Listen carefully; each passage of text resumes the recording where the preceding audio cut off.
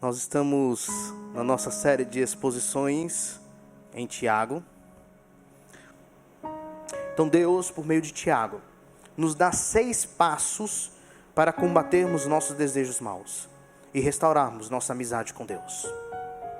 Que são também 6 passos daquele que possui um coração humilde. Vamos ler Tiago 4, versículos 7 a 10. A palavra do Senhor diz: Sujeitai-vos, portanto, a Deus, mas resisti ao diabo, e ele fugirá de vós. Chegai-vos a Deus, e ele se achegará a vós outros. Purificai as mãos, pecadores, e vós que sois de ânimo dobre, limpai o coração. Afligi-vos, lamentai, chorai. Converta-se o vosso riso em pranto, e a vossa alegria em tristeza. Humilhai-vos na presença do Senhor, e ele vos exaltará. Alguém pode achar que tem alguma coisa errada. Tiago primeiro fala que não conseguimos andar na sabedoria do alto somente por aquilo que fazemos, mas é Deus que concede. Ok? Tiago fala que a sabedoria do alto pertence a Deus e Deus dá. É uma dádiva. Ok? Mas ele agora nos dá 10 palavras em tom de ordem para vivermos, para fazermos. 10 palavras. Sou eu ou não sou eu? Eu consigo ou não consigo andar na sabedoria do alto por minhas próprias forças? Existem 2 realidades que sempre andarão juntas, meus irmãos: a soberania de Deus e a responsabilidade humana. Elas sempre vão andar juntas na criação. Porque muitos, quando escutam: Deus é soberano, querem fazer o quê? Esticar as pernas, cruzar os braços e deitado esperar Deus providenciar o que a pessoa precisa. A soberania e a providência de Deus não pode ser uma desculpa para preguiça, por exemplo, ou inércia, não se mover. A soberania e a providência de Deus não é algo que temos que dar aval para não decidirmos ou escolhermos as coisas. Não. A soberania de Deus é o que nos dá segurança de que as nossas decisões, as nossas escolhas não serão a palavra final. Mas ainda escolhemos, ainda realizamos. A ideia é que Deus, em sua soberania, trabalha também por meio do que fazemos ou deixamos de fazer. Nós somos chamados a agirmos responsavelmente, mesmo sabendo que existem os decretos divinos, e mediante tudo o que acontecer, isso é o mais incrível, mediante tudo o que acontecer, Deus receberá glória, porque o plano dele é perfeito e não pode ser frustrado. Soberania de Deus, responsabilidade humana. Por isso que no mesmo livro nós podemos ler algo do tipo que a sabedoria do alto não é algo que nós podemos obter por mérito, mas ao mesmo tempo a sabedoria do alto, ela deve ser buscada. Nós devemos fazer coisas, e nós vamos ver aqui o que devemos fazer para andarmos na sabedoria do alto. São dicas e conselhos para nós, para que, se você quer andar na sabedoria do alto, deixando o seu egoísmo, deixando seus desejos maus, sua inveja, você precisa disso aqui. É isso que Tiago quer mostrar para a gente. Com isso em mente, da responsabilidade, da nossa responsabilidade, é que Tiago inicia dando o primeiro passo: sujeitai-vos a Deus. Sujeitai-vos a Deus. Submetam-se a Deus. Antes de tudo, esse é um chamado para sujeitarmos nossos desejos à vontade de Deus. Isso é incrível. Uma sujeição dos nossos desejos. Uma sujeição. Não é para pararmos de desejar, até porque isso seria impossível. O ser humano deseja por natureza. ok? Mas para orientarmos ou reorientarmos nossos desejos à luz de quem Deus é, à luz do que agora conhecemos sobre Deus. É como se Tiago virasse e dissesse para nós: vocês sabem quem Deus é e que Ele quer que vivamos a sabedoria do alto. Vocês sabem que não podem culpá-lo pelos seus conflitos. Então, pegue esses seus desejos, pegue isso que você tem, o orgulho, e lance aos pés de Cristo. O primeiro passo para combatermos nossos desejos egoístas, o primeiro passo de um coração humilde, é a sujeição a Deus. Reconhecimento e vivência de que nem só de pão viverá o homem, mas de toda a palavra que sai da boca do Senhor. Toda a palavra do Senhor. Nossa fonte principal de sustento, de firmeza na caminhada, é Deus e sua vontade. Deus e sua palavra. Mas um alerta aqui é que o humilde não é vitimista. Há uma grande diferença. O vitimista se diminui. O humilde, ele reconhece o que é. Percebe a diferença? A humildade é o reconhecimento do que somos. Não é a gente se rebaixar a algo que a gente não é, mas é reconhecer aquilo que realmente somos. O que nós somos? Dependentes do Senhor, como toda a criação. Por quê? Por que que toda a criação, podemos dizer assim, de forma figurada, é humilde? Menos o homem, menos o ser humano, que não quer ser.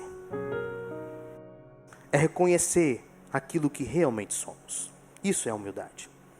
Mas, ao mesmo tempo, existe um contraste, a gente pode dizer assim, que a sociedade hoje em dia tanto quer pregar. Submissão versus liberdade. Quem aqui já não ouviu que você está submisso a algo, então quer dizer que você não é livre? Eles colocam a liberdade em oposição à submissão. Mas a Escritura nos diz que para sermos livres, nós precisamos nos submeter, estar sujeitos.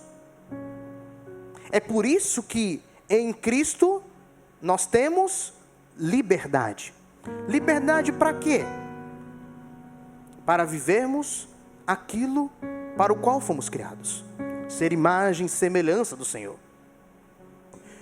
Só ao nos submetermos a Cristo, ao nos sujeitarmos a Cristo, que conseguimos ter essa liberdade para dizer não para a nossa natureza pecaminosa e nos sujeitarmos e vivermos o nosso papel como criatura, como ser humano para o qual ele foi criado.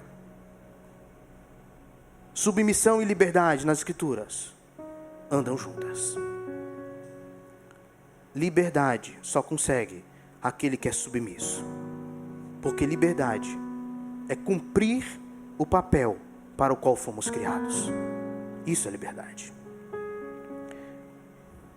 Segundo passo, o primeiro é se sujeitar a Deus, o segundo é resistam ao diabo e ele fugirá de vós. A ideia aqui não é ficarmos falando arreda ou algo do tipo, ou ficarmos expulsando. Não é essa a ideia. Mas resistir ao diabo é uma ação consequente do se sujeitar a Deus. Ao nos submetermos a Deus, estamos automaticamente resistindo ao diabo. E a consequência é, ele fugirá de todo aquele que estiver debaixo da poderosa mão do Senhor. Não corre perigo dele continuar atazanando, a gente pode dizer assim, mas oprimindo aquele que está debaixo da poderosa mão do Senhor. Quando nos submetemos a Deus e sua vontade, o diabo foge. Mas quando nos submetemos aos nossos desejos egoístas, o que acontece? ele encontra campo para ação, para plantio. E aí é que está o problema. Porque se a gente não se sujeita a Deus, nós estamos nos sujeitando a nós e aos nossos desejos egoístas. E nós abrimos então campo para Ele agir. Família, trabalho, igreja. Nós damos lugares para o diabo agir. É por isso que nós devemos estar submissos a Deus, porque é o único que tem poder para nos fazer resistir ao diabo e ele fugir da gente. Eu queria que vocês abrissem 1 Pedro 5. 1 Pedro escreveu posterior a Tiago, ok? Mas a gente consegue entender um pouco também, melhor, o que significa isso. Capítulo 5, 1 Pedro 5, versículos de 6 a 9. Humilhai-vos, portanto, sob a poderosa mão de Deus, para que Ele, em tempo oportuno, vos exalte. Aqui é o versículo 10. Os versículos estão começando por esse. Lançando sobre Ele toda a vossa ansiedade, porque Ele tem cuidado de vós. Sede sóbrios e vigilante. O diabo, vosso adversário, anda em derredor, como leão que ruge, procurando alguém para devorar. Resisti-lhe, como firmes na fé, certos de que sofrimentos iguais aos vossos estão se cumprindo na vossa irmandade espalhada pelo mundo. Olha que interessante. Como que a gente resiste? Firmes na fé. Firmeza na fé é sinônimo também de sujeição a Deus. E é como nós podemos resistir ao inimigo que anda ao redor, como leão que ruge pronto a devorar. Pronto a devorar. Cuidemos, não é brincadeira. A sujeição a Deus é a capacidade que nós temos em Deus de resistir, firmes na fé, ao inimigo. Então, ele vai para o terceiro passo. Primeiro, se sujeitar a Deus. O segundo, resistir ao diabo. E o terceiro, chegai-vos a Deus. E ele complementa com, e ele se chegará a vós outros. É literalmente, aproximem-se de Deus. Diferentemente do diabo que fugirá, Deus se aproximará de nós. Meus irmãos, Deus sempre toma a iniciativa de reconciliação. Mas Tiago nos alerta para a nossa responsabilidade aqui. A graça vem a nós. Ela nos atinge de forma tal que nos leva a buscarmos, a ansiarmos por nos achegarmos a Deus, por nos aproximarmos a Deus. Busque a amizade com Deus. Haja em prol dessa aproximação que vem com a submissão. A ideia é Ele estar presente. Ceiem com Ele. O interessante é que quando nos movemos em direção a Deus, na aproximação a Deus, quando nos aproximamos dEle, nós vamos perceber que foi Ele que nos moveu para perto dEle. Busquemos a Deus. Chegai-vos a Deus, e Ele vai chegar a nós. Em contraste, o inimigo fugirá, e Deus se achegará. Quarto passo. Primeiro, se sujeitar a Deus. Segundo, resistir ao diabo. Terceiro, chegar a Deus, se aproximar a Deus. E quarto, purificar as mãos e o coração. Sonde o seu coração.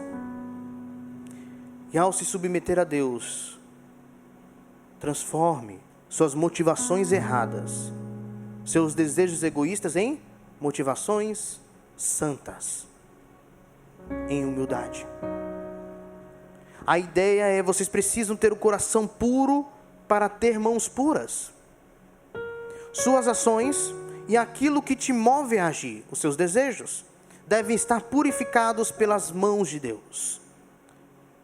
Meus irmãos, quando nos submetemos a Deus, nós passamos pelo sangue remidor, sangue purificador derramado na cruz.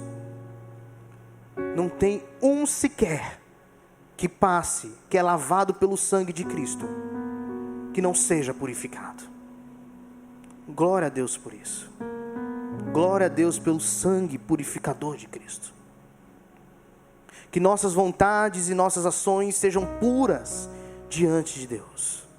E há uma espécie de início de um clamor aqui. Tiago, vocês não podem continuar no pecado. Limpem suas mãos. Não podem continuar com a alma dividida, com duas vontades. Quando ele diz aqui, voz de ânimos dobre, limpai o coração. Vocês não podem ficar querendo a sabedoria do alto, mas vivendo como se fosse da sabedoria terrena. Purifiquem o seu coração. Deixe o seu coração sem mistura, com algo puro. Essa é a ideia de purificação. É algo que não tem mistura. Não tem aqui as duas sabedorias assim, como se elas tivessem... a gente desejando algo, mas não conseguindo e vivendo outra coisa. A ideia é: permaneçam naquilo que é do Senhor, que foi lavado pelo sangue de Cristo. Sujeitai-vos, portanto, a Deus. Resisti ao diabo. Se aproximem de Deus. Purifiquem as mãos e o coração. E depois, arrependam-se. Arrependam-se. Versículo 9.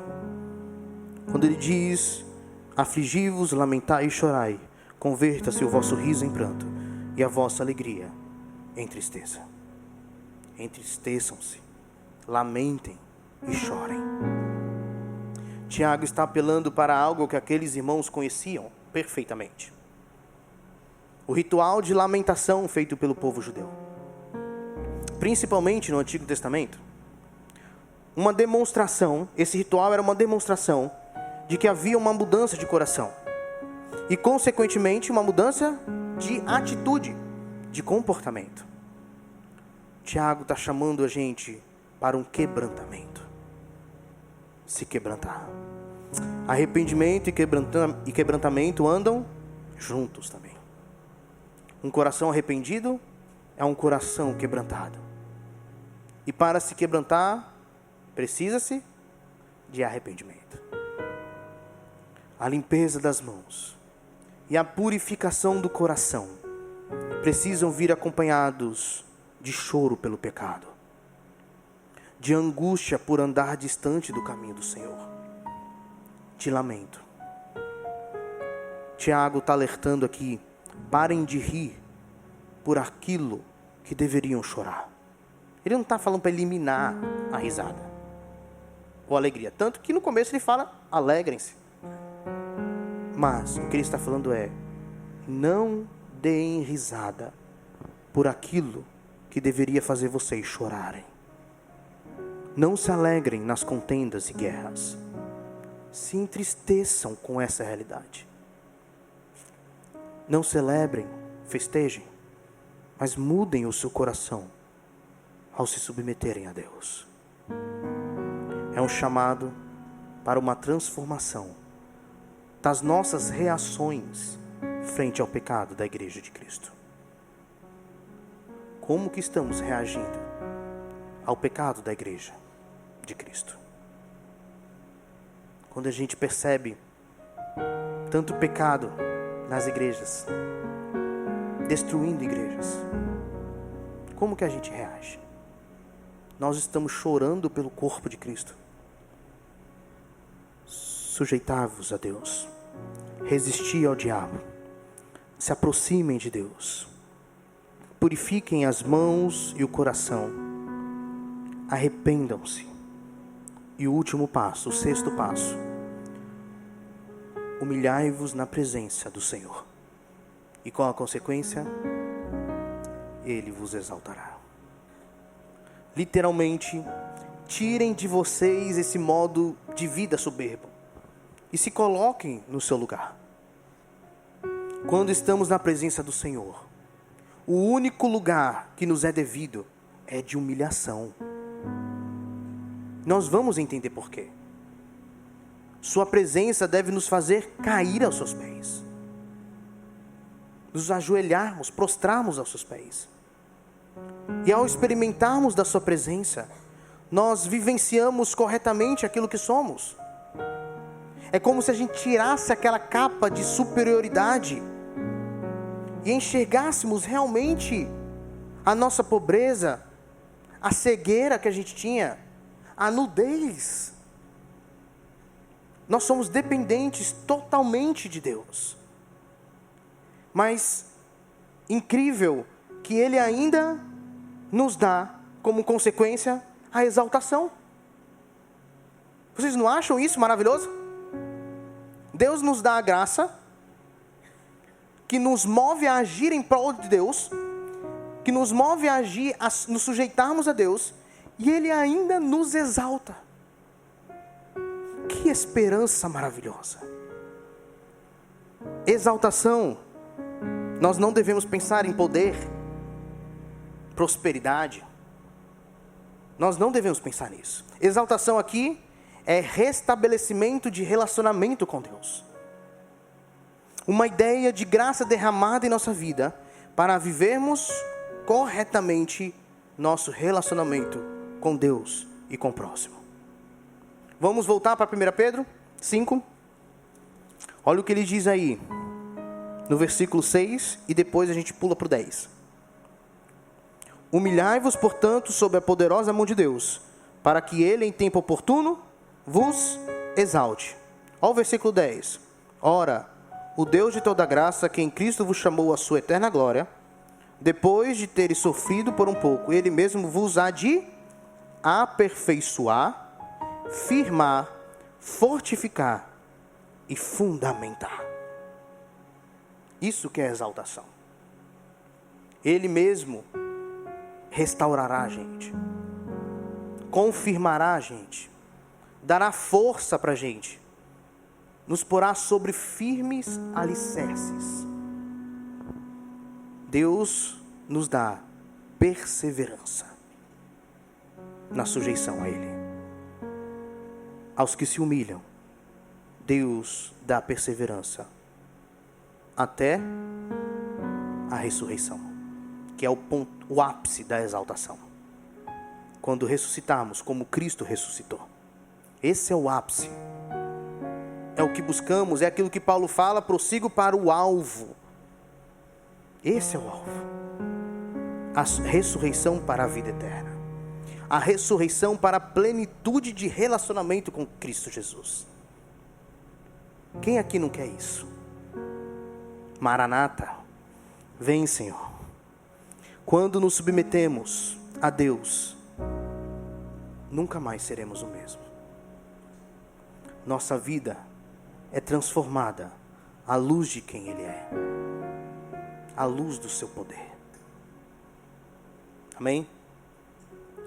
Queria terminar com 3 conclusões. A primeira em formato de pergunta. Eu já fiz no meio da mensagem, mas eu quero reafirmar aqui. O que na minha vida hoje, que me faz sorrir, que me deixa alegre, mas na verdade deveria me deixar em lamento? Pelo que estou celebrando, que na verdade é uma derrota. No que estou me exaltando, que na realidade é um desvio, uma queda. São perguntas de autoanálise para nós. Será que realmente estamos tendo a reação correta frente ao pecado? Estamos entendendo realmente o que é o pecado, a seriedade do pecado? E o quanto isso demonstra que, ao pecarmos, que não estamos sujeitos a Deus, mas sujeitos aos nossos próprios desejos egoístas? Uma autoanálise para a gente. Segundo, vocês conseguem perceber a lógica divina? Para subir, precisamos descer. Para ser exaltado, precisamos nos humilhar. Para restaurar nosso relacionamento com Deus, precisamos quebrar o relacionamento com o nosso ego. Não podemos nos esquecer daquilo que a palavra nos diz. A soberba precede a ruína. A humildade precede a honra. Saber quem nós somos e vivermos essa realidade do que nós somos é ser humilde.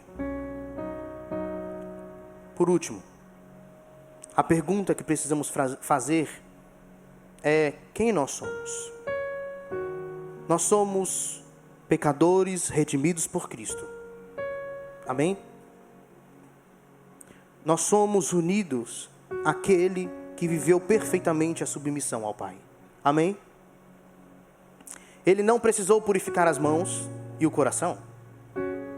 O seu sangue é o próprio purificador. Ele não chorou por seus próprios pecados porque não pecou, mas chorou pelos pecados do povo. Ele resistiu ao diabo.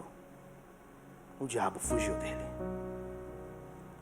Tudo isso, meus irmãos, porque Cristo foi submisso ao Pai. Ele é o maior exemplo de que a humilhação na presença do Senhor traz exaltação. Lembram de Filipenses, o hino? Porque mesmo sendo Deus, não julgou com usurpação ser igual a Deus, mas a si mesmo se esvaziou, assumindo forma de servo, tornando-se em semelhança de homens, e reconhecido em figura humana, a si mesmo se humilhou, tornando-se obediente até a morte, e morte de cruz. Pelo que também Deus o exaltou sobremaneira, e lhe deu um nome que está acima de todo nome. Nossa exaltação não será a mesma de Cristo. Não receberemos o nome que está acima de todo nome. Ele é o próprio Senhor.